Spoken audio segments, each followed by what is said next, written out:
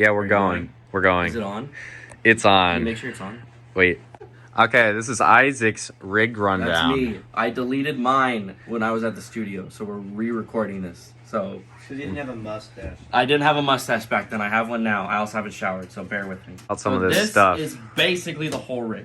I use this kit for everything. PDP, maple, wood hoops. We got a 13-inch rack tom. We got a 16-inch floor tom.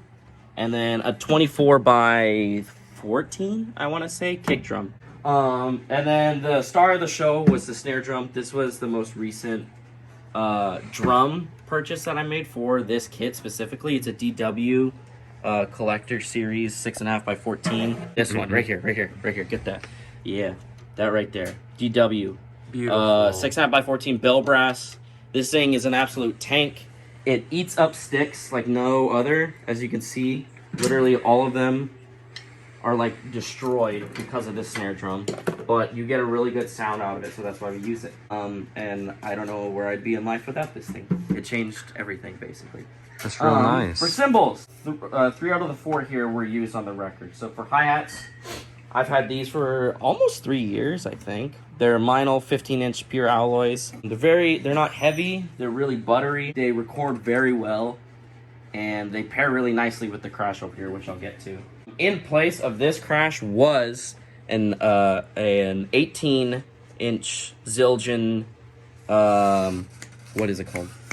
A custom. It was a brighter crash. It matched good with this one, and it sounded good. Right now I'm using a different one, so it doesn't matter. I've had this cymbal since Sunny. When did we do summer teams? 2018. Was it 2018? It was 2018, yeah. I've had this one since 2018. The Istanbul 22-inch. I don't really know much about it. It was like used at Guitar Center, and I knew at the time 22-inch cymbals were used a lot in like worship songs, and that's what we were doing for a whole summer.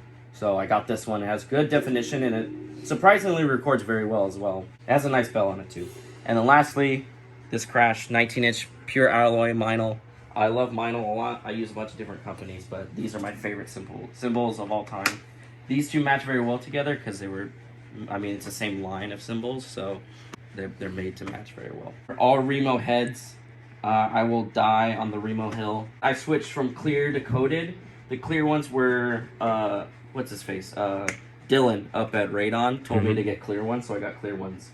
But I think from now on we'll use coated for everything that I ever do. All hardware is basically PDP hardware. I use the 5000 series kick pedal. That is definitely mine and not stolen by accident. Oh, the kick. This has been on since the studio. Power Stroke P3 coated. I love coated heads for kick drums. You get more definition, and I find it a lot more round. Just clear heads anymore for me. It's just too much definition with it. I want them to wash and sound very round and full, and I just sound better with coated drum heads on my drums. Vic Firth. The Vic Firth Benny Greb stick was the only stick I used that whole week. I bought a bunch of them, and I went through I think I only broke one stick when I was at the studio.